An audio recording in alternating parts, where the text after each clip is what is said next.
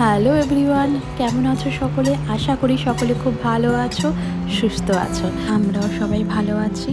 চলো আজকে তোমাদের সাথে শেয়ার করব আমার মাম্মামের কালী পুজোর সময়কার মুহূর্তগুলো। ওই সময় শেয়ার করা হয়নি জানি, এখন অনেকটা দেরি হয়ে গেছে, এগুলো তোমাদের সাথে শেয়ার করছি। কিন্তু আমার কাছে অনেকগুলো ভিডিও ছিল যেগুলো না ডিলিট হয়ে গেছিলো এবং আমি খুঁজে পাচ্ছিলাম না। তার মধ্যে থেকে বাকি যেগুলো ছিল সেগুলোকে একসাথে এডিট করে তোমাদের সাথে শেয়ার করছি। এখন সকালবেলা ওর বাবার সাথে ও একটু বাইরে থেকে ঘুরে এলো, ওকে স্নান করিয়ে দিলাম।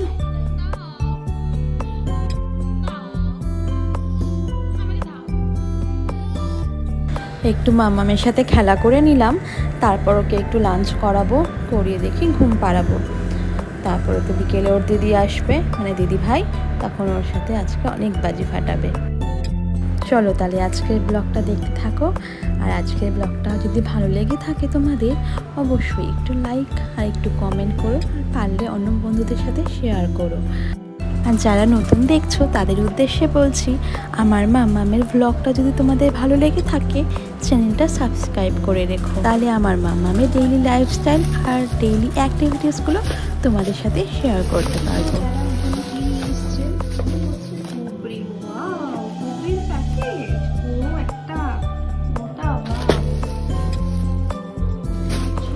এই এখন সন্ধেবেলাতে মাম্মাম ঘুম থেকে উঠে পড়েছে। মাম্মাম আর মাম্মামের দিদিভাইয়ের জন্য ওর বাবা অনেক বাজি কিনে এনেছিল, আবার এগুলোও কিনে আনলো বলে আজকে ফাটাবে বলে। ওইদিকে ওর দিদিভাইও চলে এসছে।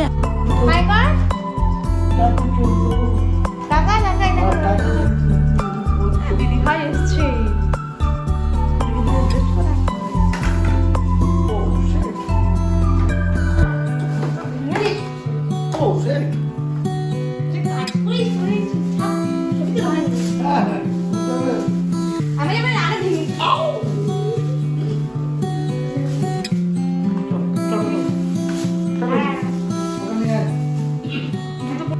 মাম্মামকে তো আগেই রেডি করিয়ে দিয়েছিলাম, এখন ওর দিদি ওকে জুতো পরিয়ে দিল আর নিজেও জুতোটা পরে নিল।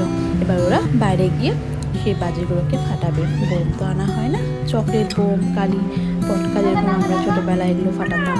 ও যেহেতু অনেকটা ছোটো, দিদি ভাইও ছোটো, তো ওদের জন্য এই বাজিগুলোই আনা হয়েছে, ওরা এগুলো দিয়েই এনজয় করুক।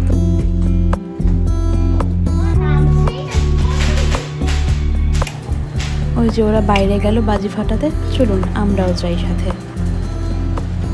চলে এসেছি বাইরে পুজো মণ্ডপে, মায়ের বিসর্জন হয়ে গেছে আর এখন দুই বোন মিলে বাজি ফাটাবে। মামামের বাবা একটা মোমবাতি ওখানে জড়িয়ে দিল এবং ওরা থেকেই বাজিগুলো দিয়ে ফাটাবে। ওরা তো খুবই ছোট, তাই ওর বাবা ওদের সাথে থেকে ওদের সাথে বাজি ফাটাতে হেল্প করছে। তো দেখা যাক আজকে আমার মাম্মাম কীভাবে বাজি ফাটায় ওর দিদি ভাইয়ের সাথে, আর আপনারাও সাথে দেখতে থাকুন।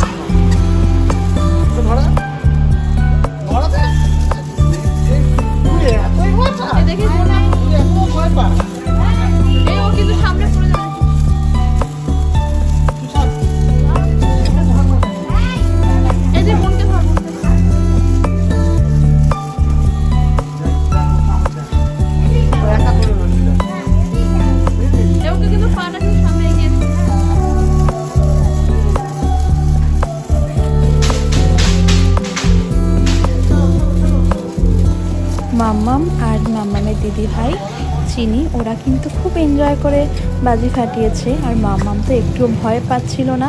আমি তো অবাক হয়ে যাচ্ছিলাম, যে আমি ভেবেছিলাম যে ও হয়তো ভয় পাবে, ধরতে চাইবে না, দূরে সরে যাবে, বাট ওর মধ্যে কোনো ভয়ভীতি ছিল না।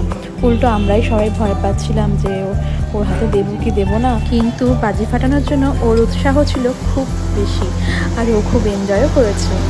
ওইদিকে দূরে একটা ছোট্ট বাচ্চাকে দেখেছে, ওকেও ভাই ভাই করে, আর ওকেও দেখে আরও এক্সাইটেড হয়ে গেছিলো যে ওর সাথে বাজি ফাটাবে। বাট ওই বাচ্চাটা তো খুবই ছোট ছিল, তাই ওকে আর আনা হয়নি বাজির সামনে। মজা হচ্ছে, মজা হচ্ছে।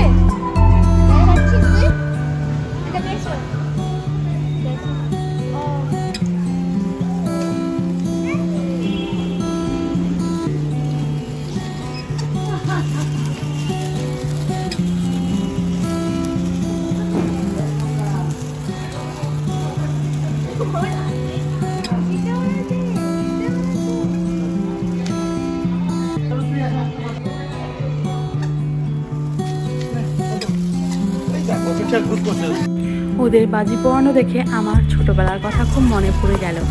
আমিও ছোটোবেলায় এত এত বাজি পোড়াতাম, আর ওই কালী পটকা, তারপর তখন চকলেট বোম, এগুলো প্রচুর পরিমাণ এগুলো ফাটাতাম, আর এত মজা হতো মানে সে আর বলার নয়।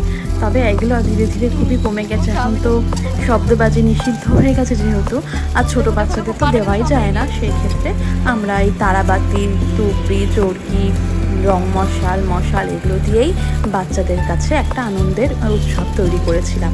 আর এই কালী পুজো, দিওয়ালি মানেই বাচ্চাদের কাছে একটা বড় উৎসব। তারা বাজি ফাটায়, মজা করে, এইভাবেই তো ধীরে ধীরে ওরা বড় হয়। আর ওদের এই স্মৃতিগুলোই আমি এই ব্লগের মাধ্যমে রেখে দিলাম সারা জীবনের মতো, যাতে ওরা বড় হয়েও দেখতে পারে যে ওরা কি সুন্দর এনজয় করেছিল। আর এই চ্যানেলটা আমার খোলার একটাই মেন উদ্দেশ্য, সেটা হচ্ছে আমার মাম্মামের ছোটোবেলা থেকে একদম সব স্মৃতি ধরে রাখা, যাতে ও বড় হয়ে সেগুলোর সাথে অনুভব করতে পারে ওর ছোটোবেলার সময়টাও কীভাবে কাটিয়েছিল, কীভাবে এনজয় করেছিল, কী কী অ্যাক্টিভিটিস করতো, কী কী দুষ্টুমি করতো, সবটাই। তো আজকের ব্লগটা তোমাদের কেমন লাগছে অবশ্যই কিন্তু একটু কমেন্টে জানিও। তোমরা দিওয়ালিতে গিয়ে কীভাবে মজা করেছো সেটাও জানিও। তোমরা বাড়ির বাচ্চাদেরকে কী কী বাজি দিয়েছিলে সেটাও জানিও। যাই হোক, দেখতে থাকো ব্লগটা, এখনও কিন্তু এন্ড হয়নি, তো এন্ড অবধি দেখো, স্কিপ করো না।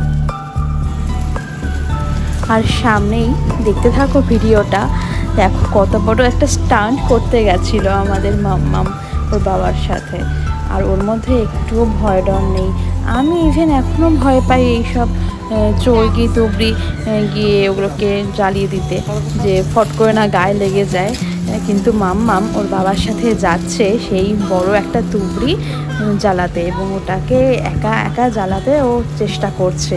আমি দূর থেকে ভিডিও করতে করতে কিন্তু প্রচণ্ড ভয় পাচ্ছিলাম, আর ওর বাবাকে বারবার বারণ করছিলাম, বাট ওর কোনো ভয় নেই, আর ওর বাবা তো ভয়ই নেই, মানে একদম নিশ্চিন্ত, একদম কনফিডেন্টের সাথে মেয়েকে নিয়ে গেল ওই তুবিটাকে জ্বালাতে।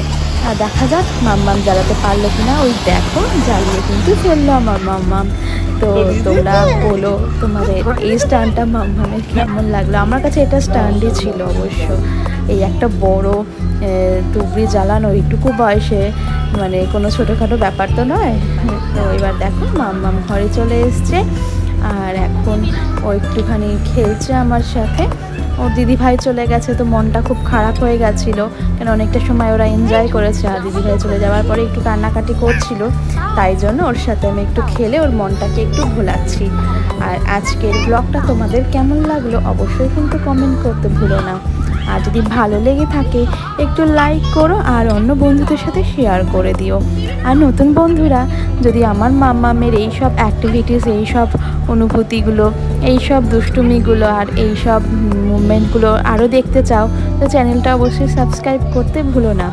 আর পাশে থাকা বেল আইকনটা অবশ্যই ক্লিক করে রেখো, যাতে প্রতিটা ভিডিওর, প্রতিটা ভ্লগের নোটিফিকেশান তোমাদের কাছে আগে পৌঁছে যায়।